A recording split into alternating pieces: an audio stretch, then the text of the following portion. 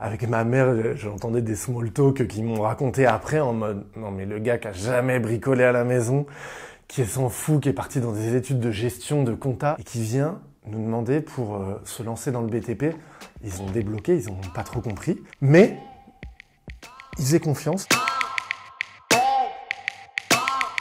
Bonjour, je m'appelle Thibaut Martinage. Moi, je suis né à Paris. J'ai 2 frères, donc on est 3. J'ai eu la chance d'avoir une mère qui était mère au foyer. Mon père, lui, il est toujours resté dans le bâtiment, mais il a plutôt essayé de chercher un petit peu des jobs dans l'électricité, mais sinon des jobs dans le technique, un peu homme à tout faire. Mon père, c'est un énorme bricoleur. Ce qui est trop marrant, c'est qu'avec mes frères, on le voyait bosser, on le voyait que ça l'éclatait, mais c'était à peine si on lui donnait un coup de main. J'avais jamais touché à un marteau, à une vis ou rien du tout. J'ai jamais été dans la même pièce que lui. Je m'en foutais royalement. Moi, il y avait tout de suite le côté se bouger les fesses et faire du sport. J'aimais bien le handball, sport d'équipe, sport de ballon. Il y a des buts tout le temps. J'avais de la chance, moi, physiquement. Je suis grand. J'étais un petit peu doué pour le domaine. Et donc, je suis parti en fac de sport. Inintéressant au possible. Au final, je voulais pas faire ça. Et ce que j'ai vu sur les premiers mois, ça m'a pas plu. Et donc, j'ai arrêté au bout de 2 mois. Là, je me suis dit, mais tiens, qu'est-ce que je veux faire de ma vie maintenant? Il faut que je réfléchisse à la suite. Moi, j'avais un pote qui avait son oncle, qui avait créé des entreprises. Il avait ses entreprises de lignes de vêtements. Et il gérait des gars. Et je m'étais dit, ah ouais, peut-être que plus tard, j'aimerais bien, moi aussi, créer mon entreprise et pouvoir me lancer dans un sujet que j'aimerais bien. Et donc je me suis dit, on va partir là-dedans, on va avoir des études de gestion. T'es étudiant, t'arraches tout, t'es avec des jeunes de ton âge, c'est la fête, etc.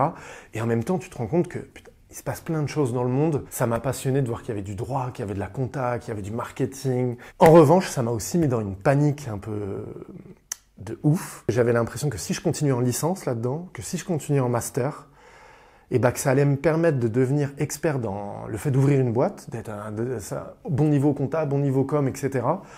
Mais qu'est-ce que tu fais de tes 10 doigts? Et je me suis dit, il faut que je passe sur quelque chose de pratique. Il faut que j'ai une compétence interne, mais vraiment en moi, genre qui m'appartient et qui est vraiment liée à mes capacités de créer quelque chose. Et je me suis raccroché à l'écologie. C'était le moment où Sarkozy il allait venir au pouvoir en France et on parlait pas mal d'écologie. Je m'étais dit, ah ouais, on commence à en entendre parler, même dans les médias, même la politique en parle, donc l'écologie, ça commence à être un sujet. Et après, il y a un livre qui m'a vraiment transformé, qui s'appelle No Impact Man. Et il y avait une grosse partie aux États-Unis. Ils étaient déjà dans le futur sur les énergies renouvelables. Avec un logiciel, tu pouvais dessiner des panneaux solaires, voir les économies que ça pouvait te faire, etc.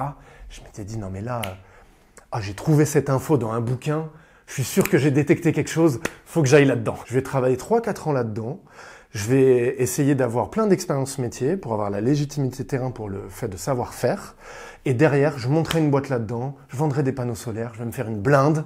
Et comme ça sera le futur, j'aurai plein de boulot, j'aurai 1000 mecs sous ma horde et je serai Elon Musk. Je m'étais dit, tiens, ceux qui mettent des panneaux solaires aujourd'hui, c'est quoi? C'est les chauffagistes. Un des bons relais là-dedans, ça a été mon père, qui lui était électricien de métier. Un de ses fils qui vient de lui parler BTP, il répond direct, aucun souci. Et en second rideau, et je l'ai pas trop vécu, c'est plus des histoires que j'ai entendues derrière. Avec ma mère, j'entendais des small talk qui m'ont raconté après en mode « Non mais le gars qui a jamais bricolé à la maison, qui s'en fout, qui est parti dans des études de gestion, de compta, et qui vient nous demander pour se lancer dans le BTP. » Ils ont débloqué, ils ont pas trop compris. Mais ils faisaient confiance, et ça a été la force de mes parents, de se dire, en fait, eux, ils étaient là pour aiguiller leurs enfants, et vas-y, fais ton truc, fais ton expérience. J'ai repris un CAP chez les compagnons, donc fallait que je trouve un patron pour m'intégrer dans l'école. Moi, j'avais 20 ans, donc j'étais pas un profil bricoleur. J'avais vraiment jamais aidé, jamais intéressé, et c'est pas que je partais de 0, c'est que je partais de moins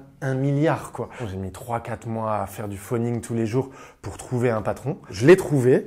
J'ai intégré mon CAP, la plénitude, trop bien le CAP, le fait que je découvre un univers total, le fait qu'on bosse avec ses mains, faire du chalumeau, apprendre à plier des tuyaux. Un truc que tu pourrais dire, ouais, c'est les gars qui vont en CAP, les gars ils sont pas bons à l'école, ils vont là-dedans, ça doit être simple. En fait, non, c'est hyper complexe. Le côté entreprise, j'ai accroché direct le métier, c'est-à-dire qu'on est chez des gens qui ont leur chaudière qui marche plus. Toi, t'arrives là-dedans et tu te dis, ah ouais, en fait, là, il y a du challenge et là, je suis dans la vraie vie, quoi. Les gens, ils ont plus de chauffage, ils ont des enfants et genre, c'est à moi de jouer et ça va, la responsabilité est sur moi. C'est hyper concret, quoi. J'ai adoré. Je me rappelle des premiers chantiers où en fait, les gens, t'arrivais le chauffagiste, tu servais à quelque chose dans leur life à eux, quoi. Et je voyais bien que le CAP, ça suffisait pas. Tu voyais les bases, mais ça allait pas plus loin.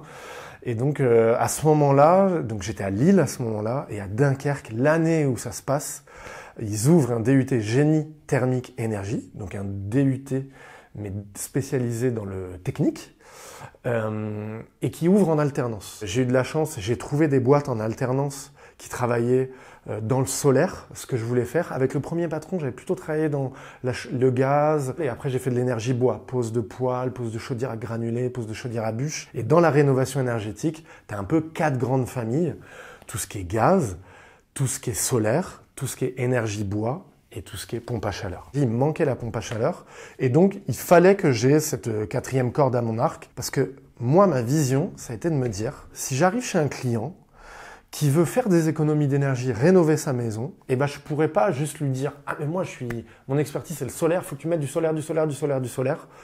Imagine le gars, il est à côté d'une église et qu'il peut pas mettre de panneaux, parce que c'est bâtiment de France et il peut pas mettre de panneaux, bah t'es coincé. Et donc c'était mieux de ouvrir tes chakras dans le métier du chauffage et de dire mais en fait il existe ces 4 pôles-là, il existe la pompe à chaleur, il existe le solaire thermique, il existe le bois et il existe le gaz. Et en fonction des configurations du particulier, et bah toi en tant que chauffagiste et en tant qu'expert énergétique dans la rénovation, tu dois être en capacité de le conseiller là-dedans, tout savoir faire, tout savoir poser, et puis surtout bah, avoir la légitimité pour demain avoir des équipes et que je puisse gérer une boîte. J'avais toujours ça en tête, je vais gérer une boîte là-dedans. Je suis arrivé dans la pompe à chaleur, et là, je me suis pris une claque parce que tu as plein de technologies. En fait, ça se redécoupe en sous-technologies. Et donc, je reste 5 ans dans la boîte parce que le temps d'accumuler les expériences et d'avoir de la légitimité dans chaque partie, bah, faut que tu taffes, quoi. J'ai détecté que c'était une clé pour me dire, si je veux aider les gens demain à rénover leur logement et à réduire leur impact sur l'environnement,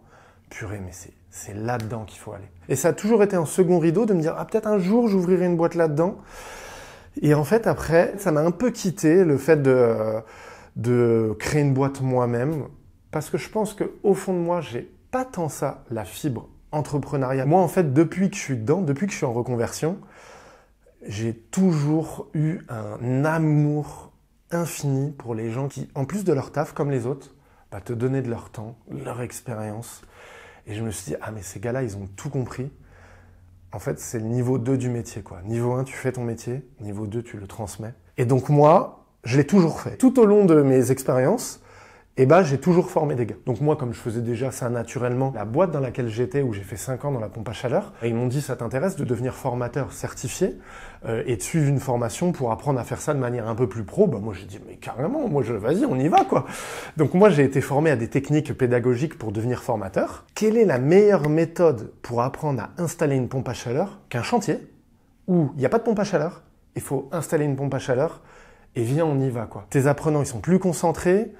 Ça a beaucoup plus de sens, parce que là, tu es dans le vrai, et donc j'ai trouvé ça hyper intéressant. Si je peux créer aujourd'hui, et si je peux accompagner des organismes de formation à créer des formations hyper concrètes sur les métiers du BTP, qui vont pouvoir aider des gens à vivre des parcours de reconversion, qui vont leur faire retrouver du sens, et les gars, ils kiffent leur métier, ils kiffent leur life comme moi je l'ai créé, purée, je serais hyper content d'imposer ma patte un peu dans les organismes de formation en France. Un autre truc que je voudrais faire, c'est promouvoir le BTP.